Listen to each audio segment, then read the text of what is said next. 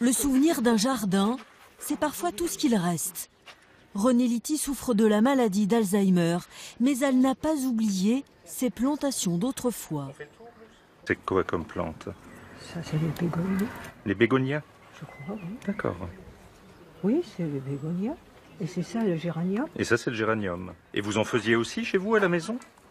Ah, Vous oui. faisiez des jardinières comme ça? Ah oui, mais Ouais. ça, n'était pas aussi belle que les vôtres. Oh, ah bon? Non, je les bourrais pas de ce que je cherchais tellement de...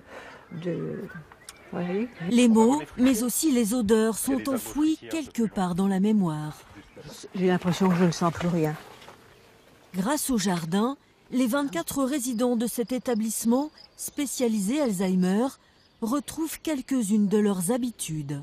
Vous avez déjà regardé s'il y avait des œufs aujourd'hui? Le petit plaisir d'André Faupas, c'est d'inspecter le poulailler. Alors là,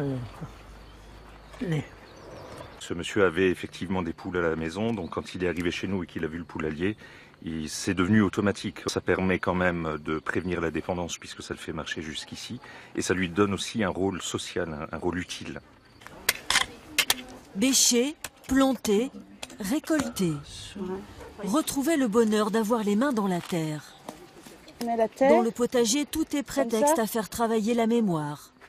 Ouais. Qu'est-ce qu'on pourrait trouver dans la terre? Des pommes de terre, Ouais. Et puis, des clous de girofle. clou de girofle? Ouais, ça existe. Ah ouais? Je sais pas. J'ai toujours acheté dans des pots, moi. Des fois, ils trouvent pas non plus le mot qui va avec le légume, mais rien que de sentir, ils retrouvent le légume que c'est. François, c'est bon? Ouais. Ça va, c'est bien. Ici, le docteur Thomas est un peu comme un médecin de famille. Il a constaté les bienfaits du jardin sur ses patients et prescrit moins de médicaments. Vous voulez plus le reste, vous aurez... Au lieu de donner des anxiolytiques quand ils ont une période d'agitation ou d'angoisse, on les emmène un peu au jardin. Et la nuit, le fait qu'ils soient un petit peu fatigués, qu'ils aient un petit peu déambulé, fait qu'ils dorment un peu mieux. Besoin d'aller dans les rives.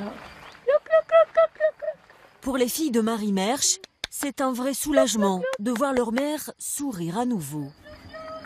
Elle revit complètement. Elle se retrouve comme en enfance, dans un jardin, à l'air libre. Et l'avantage, c'est qu'elle peut sortir et s'occuper des fleurs comme elle en a envie. Loin d'être anodin, ce jardin a changé le quotidien des patients. Ah, la menthe. Un petit coin paisible pour adoucir un peu la maladie.